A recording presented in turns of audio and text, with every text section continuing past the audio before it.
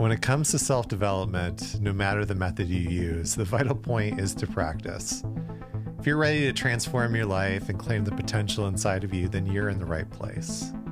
Welcome to The Vital Point. I'm your host, Jonathan Schecter. I am a psychedelic integration and transformation coach, breathwork facilitator, and an enthusiast of personal growth. You have the capacity to evolve and bring your intentions and dreams into the world, and there's never been more access to so many incredible modalities that can help you on your journey. This podcast will help you learn simple methods you can use to transform your life and share the stories of practitioners who are doing the work so that you feel inspired to go and practice, because that's the vital point. I'm so happy that you're here with me. I'd like to begin with one of those simple practices, and it's related into the topic of the episode today. So this is a practice called orientation, and it's from Somatic Experiencing, and it's a deceptively simple practice. In fact, there's sometimes when I do it where I feel like, am I actually doing anything? But mark my words, it is a profound thing to practice and super great for our nervous system. And depending on where you're at, it might actually feel really different. So it's only going to take a couple of minutes. However, if you're driving, please don't do this practice while you're driving. But if you're in a safe place where you can stop, I invite you just to take a deep breath and let your eyes go where they want to go. Just allow them to start to wander. Just really taking in your environment, letting your neck move, letting your eyes move, just letting them go where they want to go without focusing on anything in particular. And you can be curious about something that draws your attention, but really just letting yourself take in the entire environment.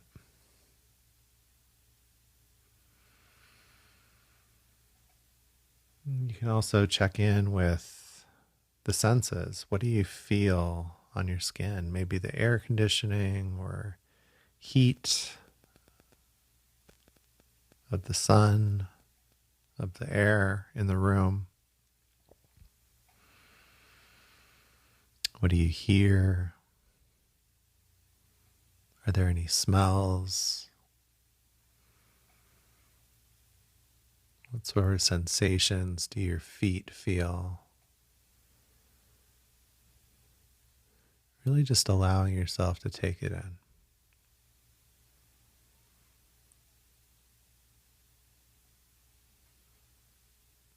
And noticing what the quality of that experience is like in the body.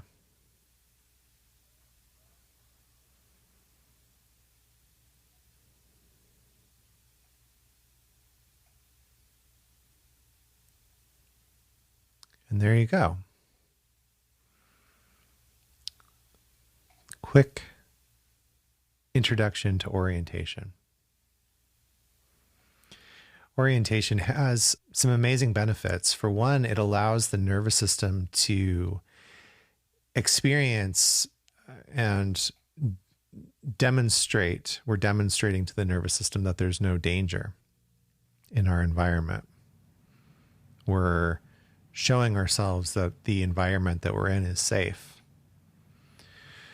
We're also able to start to notice the external rather than what many of us are doing, which is spending most of our time in our internal experience. And in the language of somatic experiencing, we're able to pendulate a little bit. We're able to move from the internal experience into the outward experience, outside experience. And that's really important, especially as we're working through trauma or working with things that might feel uncomfortable in the body.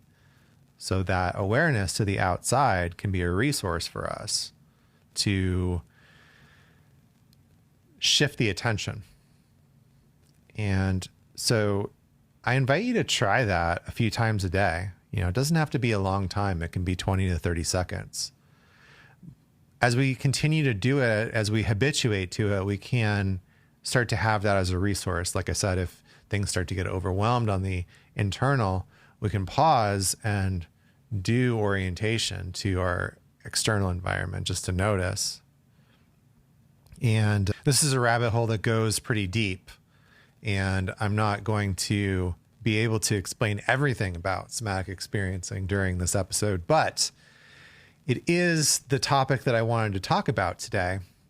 I just finished the second of 8 training modules for my somatic experiencing practitioner certification to become a professional.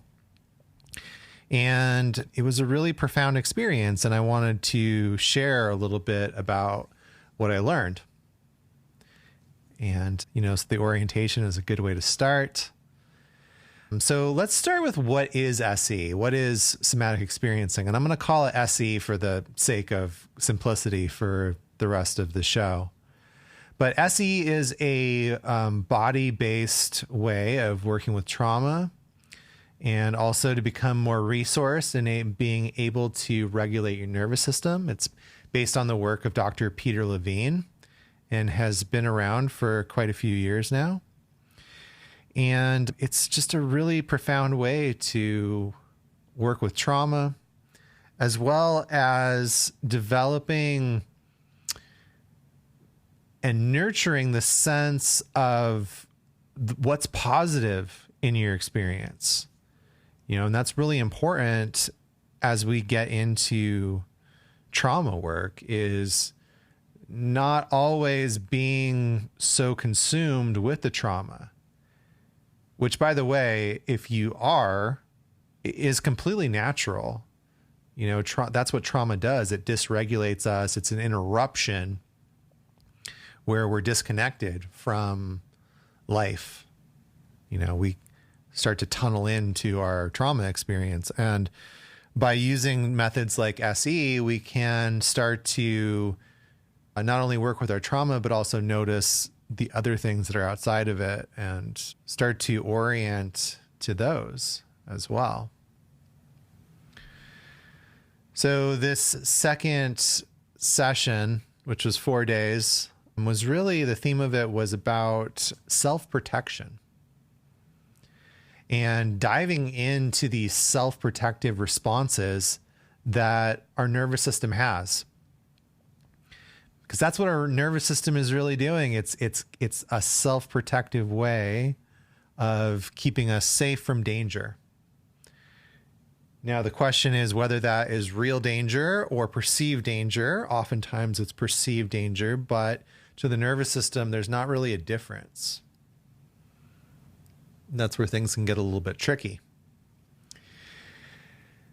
So in terms of these self-protective responses, even though life is complex and multidimensional and myriad, the nervous system really only has a few responses. It has a fight response, a flight response, and a freeze response. And there's also like what you could call a flow, right? Which is relaxed and alert in the language of the nervous system in our parasympathetic, which is the rest and digest system, as opposed to the sympathetic, which is our fight or flight system. But outside of that flow state, there's really just these 3 responses of fight, flight, and freeze. And each of them is this wonderful gift of a way of protecting ourselves. And each of them is valid. They're all equally valid. One isn't better or worse than the other, despite the taboos or stigma that might come with them. Now, some of these are learned experiences. We learn them growing up. We learn them from our family. We might learn to suppress them in certain ways. Certainly there are jobs that encourage us to suppress, right? Especially like the flight response. There are jobs that it's not appropriate to run away or to freeze, right? But really, all of these are amazing self-protective responses. And from the lens of SE, you could say that trauma is an incomplete self-protective response that's waiting to be completed.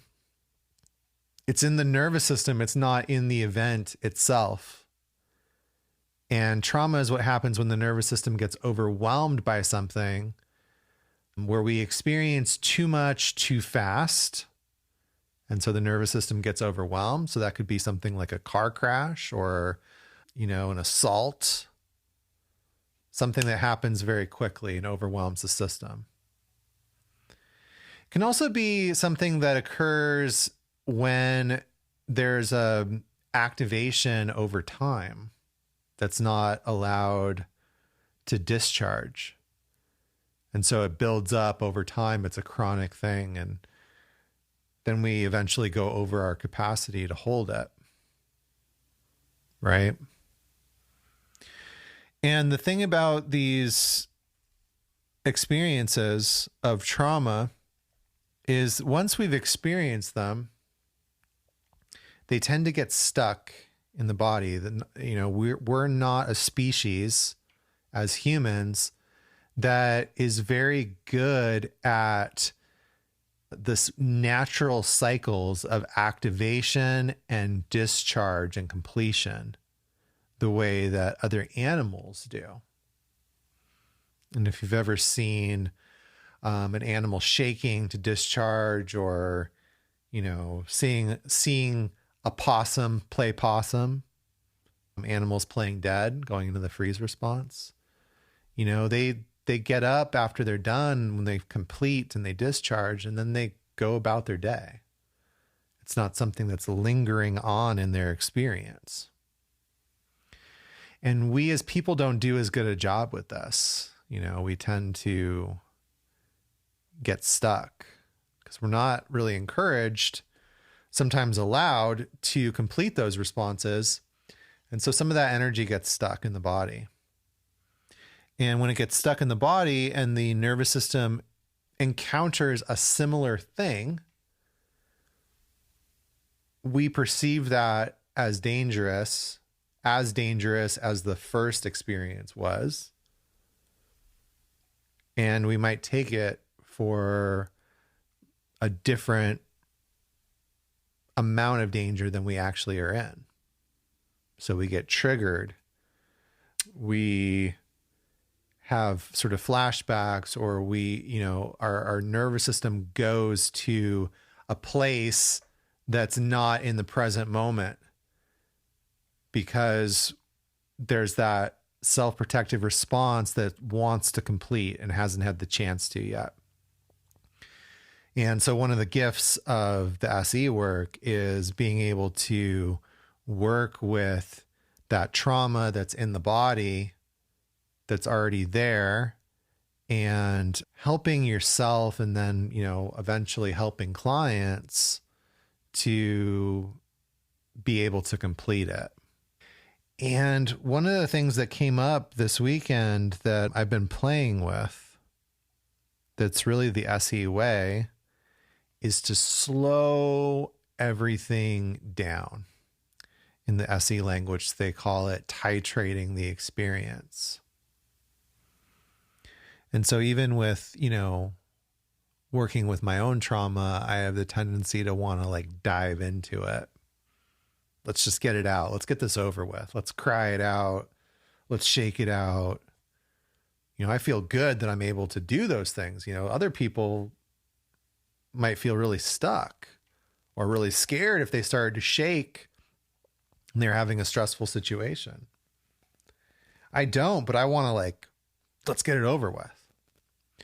And really the SE way is to just take these little bits. And it's amazing to discover what these little bits can actually do, and the power of taking these very, very small bits of the experience rather than trying to deal with the whole experience, and slowing down to be able to notice what's happening with these little bits. And so we got to do these different exercises in regards to the fight, flight, freeze, and also setting boundaries, where we were just doing these little bits of movement or little bits of exploration, and slowing it down to a place where we actually could notice, you know? So within the lens of SE, you know, it's interesting. I was talking about this earlier with someone. Oftentimes with trauma work, the desire is to, let's get this over with. Let's get this out. I want this to be done. I want to go back to the way that things were before the trauma. And certainly situationally, there could be something that gets triaged. You know, you might be in a unhealthy relationship that needs to resolve, or a job, or, you know, something like that. But more often than not, more often than changing the external situation, I think, is changing your relationship to the trauma by reframing, by completion of the energy itself, and by becoming more resourced and growing your capacity to actually work with that trauma. Because once we've experienced a trauma, it might not ever completely disappear from our life. But we certainly can become more resourced and grow our capacity. So a resource is something positive, something that we can use to support ourselves. So that orientation practice that we did at the beginning is a resource. You know, we start to come out of the internal experience, which is where we go when we're experiencing or re-experiencing our trauma, right? It's we're not really in the present unless the trauma is actually happening in the moment. We're actually sort of going back in time and dissociating a bit, and like we're in that traumatic event again, right? So it's a way to kind of move our attention out of that. The breath can be the resource. You know, it's one of the reasons that breath work is so important to me. Because using our breath, we can change the state of our nervous system. We can shift out of the immediacy of the moment and kind of move into a more spacious space. Spacious space doesn't sound great, but whatever, I already said it. And that capacity, you know, you could call resilience, you could call strength, you could call the ability to hold more. And the facilitator over the weekend had this wonderful example of that in terms of a fruit bowl. And she called it growing the fruit bowl, growing the size of the fruit bowl. Because if we start with this really small fruit bowl, we don't have a whole lot that we can put into it. You know, something like a grapefruit or even a couple of apples might take up the whole bowl. And then we're just trying to put more into the bowl, and the bowl can only hold so much before it starts to spill out, right? So by increasing our capacity, we're able to make that bowl bigger. The amount of nervous system activation that we can feel comfortable working with increases. And so I also use these types of practices with clients as well, you know, doing things like ice baths, more activating breath work where we're, you know, purposefully bringing in sympathetic nervous system activation so that we can get more resilient. Some people will do work in the sauna, which I'd love to do more of. I haven't had a chance to do it as much as cold exposure, but anything where we're getting slightly uncomfortable, but not overwhelmed, finding a manageable amount of stress, so like exercise could be that. So yeah, those are the important things to remember, is the capacity and the resource. And within that is a wonderful journey of, exploration and renegotiation and a completion, hopefully. It was interesting. Yesterday, as part of the training, we have these group case consults.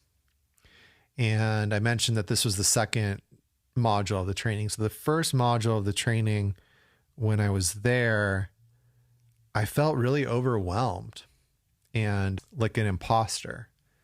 I was in this room with a lot of therapists, a lot of people doing some heavy lifting as far as the clients that they were working with and the trauma that they were helping to support the resolution of, people with a lot of education and a lot of experience.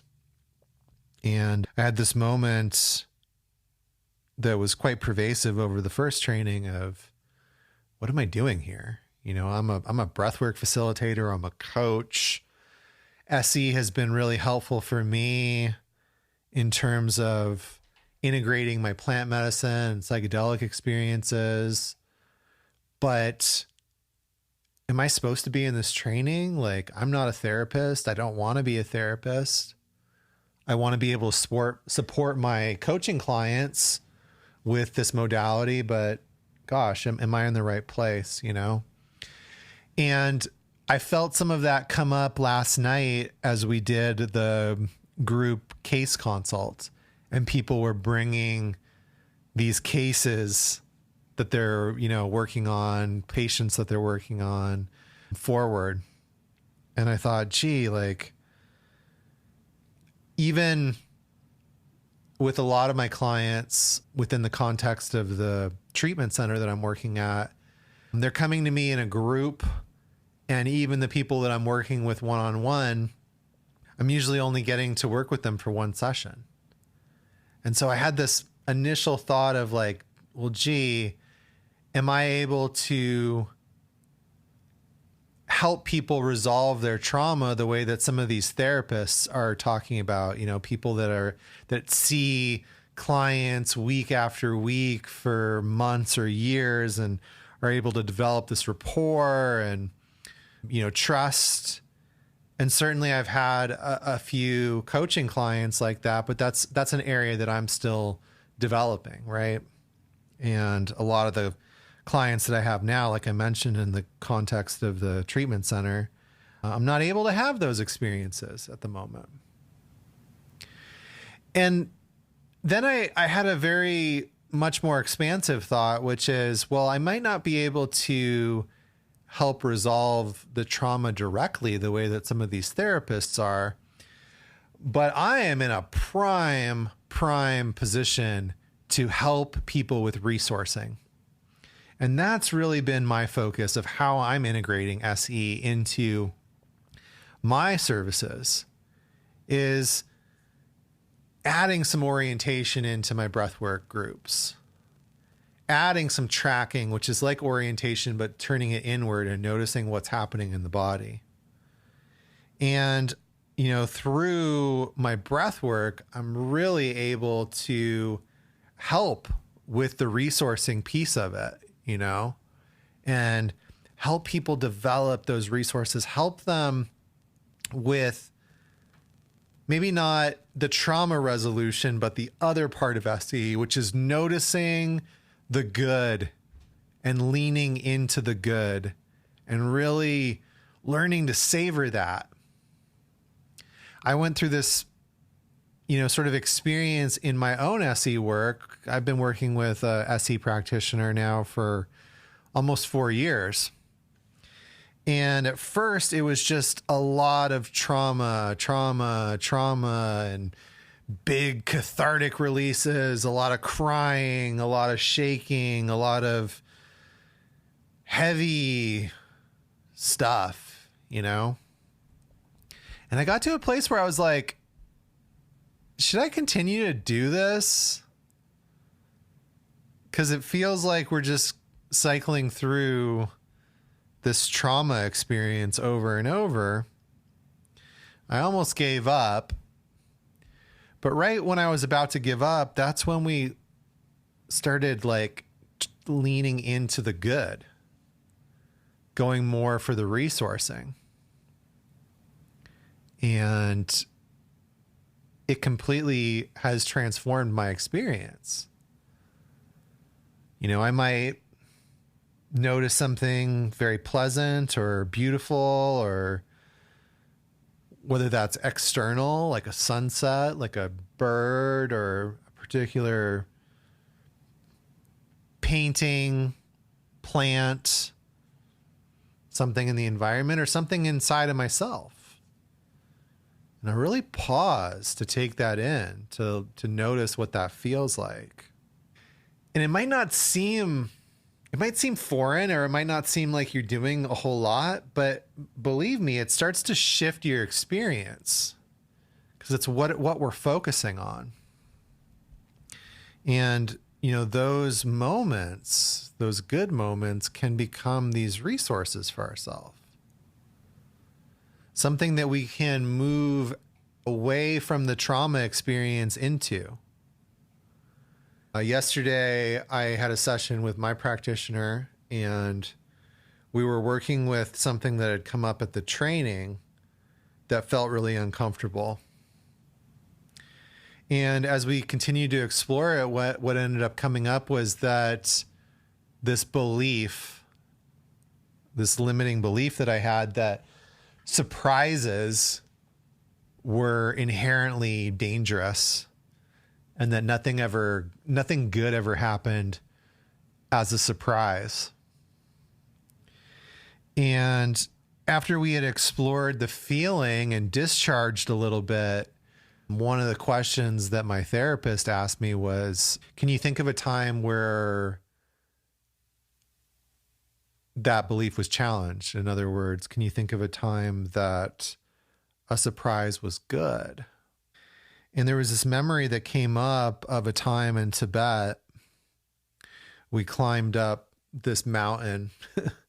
There's a stupa, which is a Buddhist shrine, you could call it, on the top of this mountain that we could see. And we decided to climb up and go to the stupa. And in the stupa was this monk that was a student of my teacher.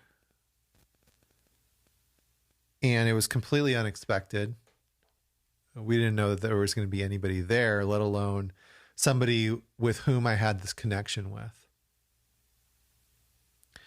And not only was it really pleasant to remember that day and how I felt in that memory, it led me into really feeling in my body what happens when I think of my teacher, when I'm around my teacher,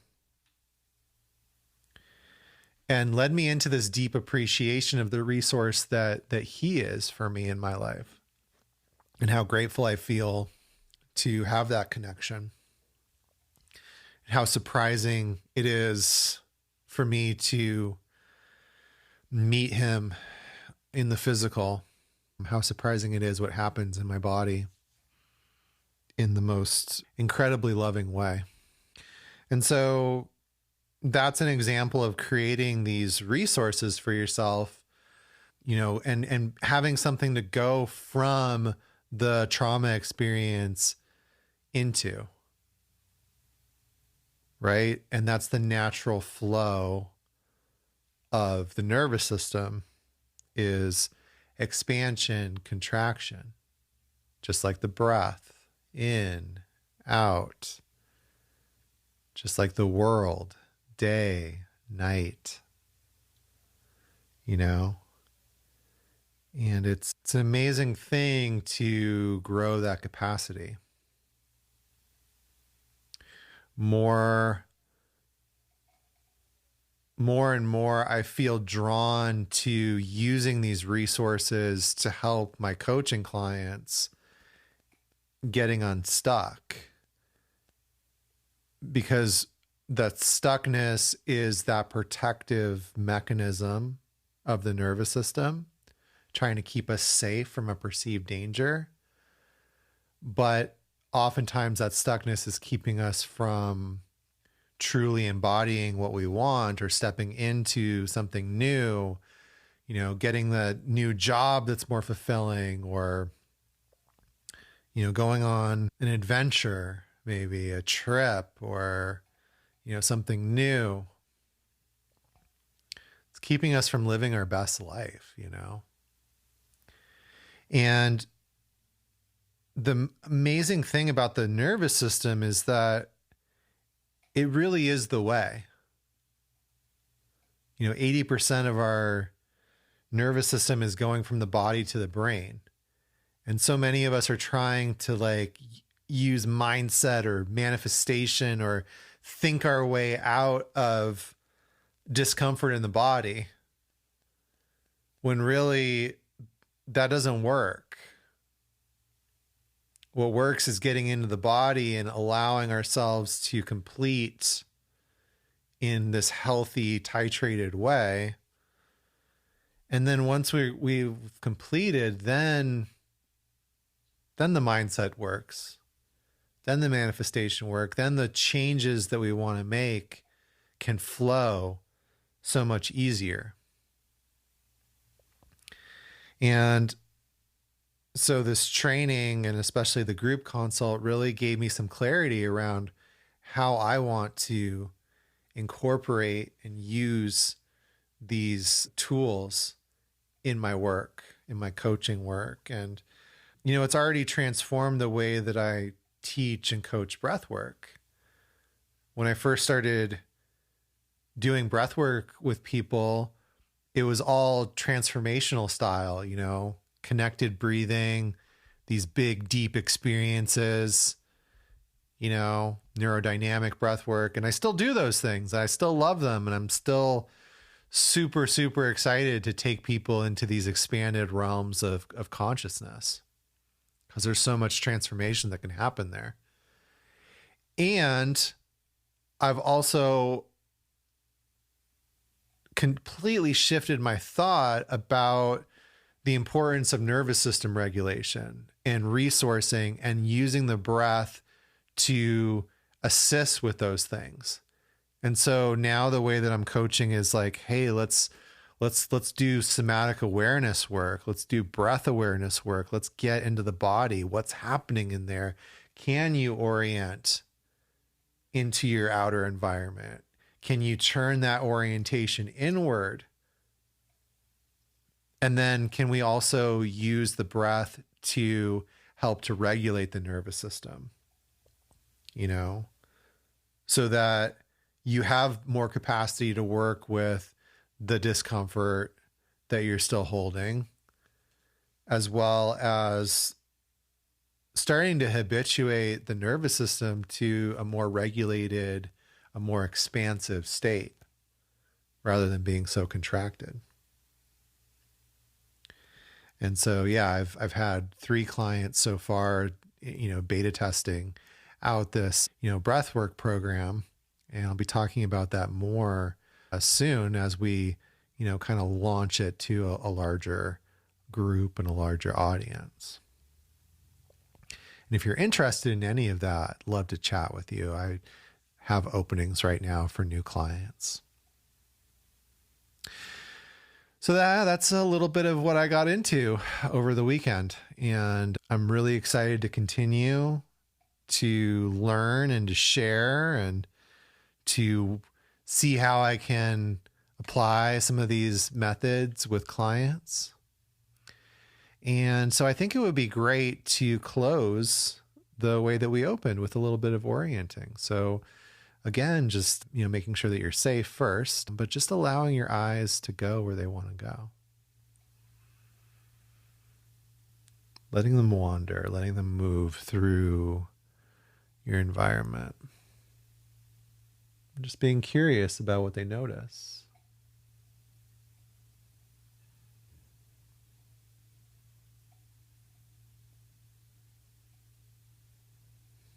Not concentrating on anything, but being curious about what they're drawn to.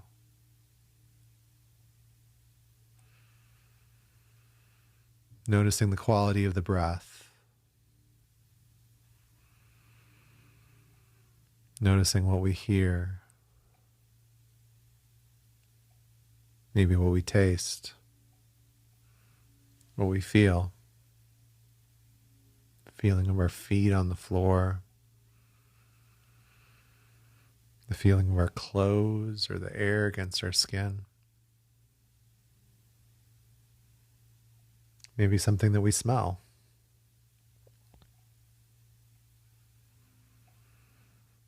Really just seeing if we can be with that external experience. Demonstrating to the nervous system that everything in our environment is safe at the moment. That we're able to relax into the experience.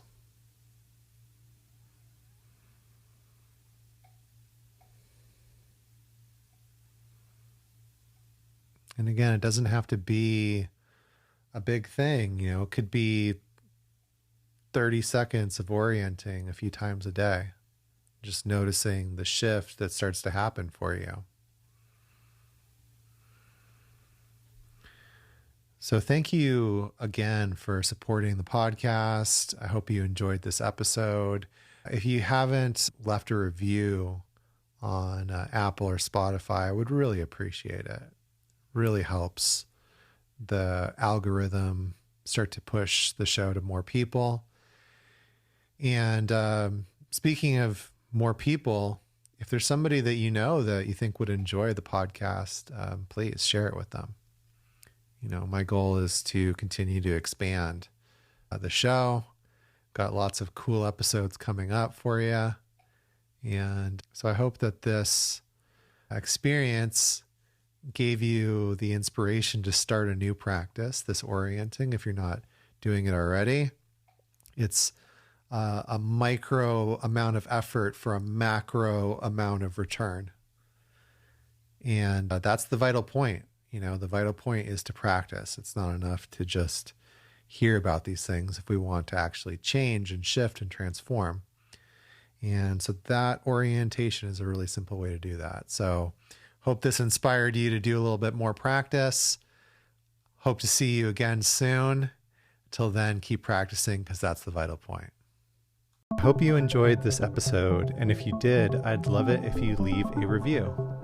Follow me on Instagram at Blue Magic Alchemy if you'd like to learn more about transformation, integration, and how to connect through coaching, breathwork, and meditation. Remember that regardless of the methods you're practicing, the vital point is to practice.